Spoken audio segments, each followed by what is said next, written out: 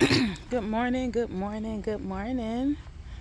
So we're harvesting again today. Granted, we harvest almost every day. Almost, because some days I don't harvest only because um, I'm just letting it grow. But before we get to the harvest, I realized for future I will need to plant my coleus seeds in January.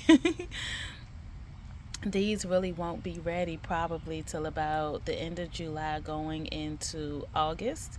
So they'll give me some good fall interest in the garden, in the flower gardens, or in some pots or something.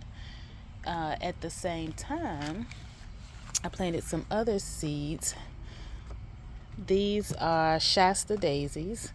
Hopefully, they'll be ready to go. And these ones will be ready to go in the ground no later than the beginning of October. That way they can die out and come back next year. This is rosemary. Right now I only have one little seedling that's coming up, and I'm going to thin these out. Like I have looks like two or three seedlings there, four there, four there, three there. None have come up just yet, and well, one came up in here.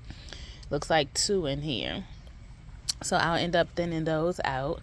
Even though it's rosemary, if I only come out with about 4 or 5 plants, I have 8 cells. But if I don't come out with all 8, I'm okay with that. And however many I do come out with, I'll just plant some more next year. These, which nothing has come up just yet, is lavender. This is what I want most of all, even more than the rosemary. And then these here is nasturtiums. And we know nasturtiums are not perennials, so we're just seeing how well they work, because I planted some nasturtiums in another pot, and I thought they were nasturtiums coming up until someone shared with me they were not the nasturtiums. They were the not dahlias, but zinnias. And so because that was my first time planting both of them, I didn't realize that that's what it was. But I was still excited about the zinnias that were coming up. And they were smaller zinnias, not like your 3 feet zinnias. But I did put in some seeds of those kind of zinnias yesterday, just to see how well they worked whenever they do come up, which it seems like they take about 2 months to come to full fruition. So that's what we have here. I also cut a piece, well, I cut a few pieces of my limelight hydrangea, and I have some more that's down under there because I kind of wanted them in a shaded area right here. And I'm going to see how that goes. I've tried a couple of times. I've only gotten once for them to root.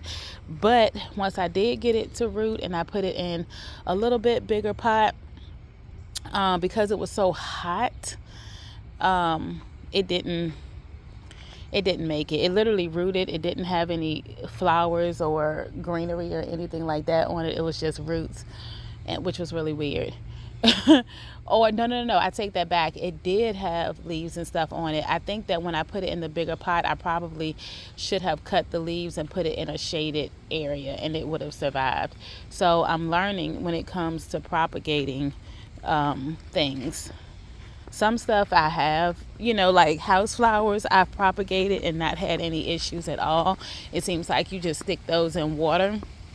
But things where I have to use root hormone and stuff like that, I'm still kind of working with it a little bit. And if I can get my hydrangeas to propagate, oh my gosh, you guys just don't know. All right, so these are my zucchinis. I have 4. This is 3 of them. I have another one in a pot. Cabbages and collard greens are looking good, and we're coming over here because this is what I'm going to harvest.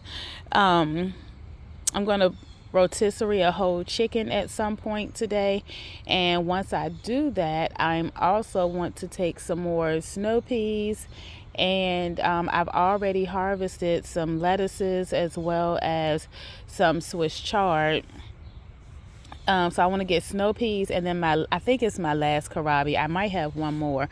I was supposed to have another one, but it split, and I'm not really sure what happened as to why it split, because it wasn't even at size just yet. I think something may have gotten to it. So anyway, I'm going to harvest these, and then I'm going to come back and show you what I harvested. And I may even harvest a few collard greens, to be honest with you. These are looking great. Or you know what, I'm not gonna harvest them. I'm gonna tell you why. Because it's raining all week this week, and them getting that heavenly water is just awesome. And so what I think I want to do is let the collard greens stay till after we eat the Swiss chard and all of those things. And the collard greens will more than likely be for, because today is Thursday, what I've already harvested will end up lasting us maybe 2 days. My daughter won't be, she'll be hanging out this weekend, so I don't have to worry about that.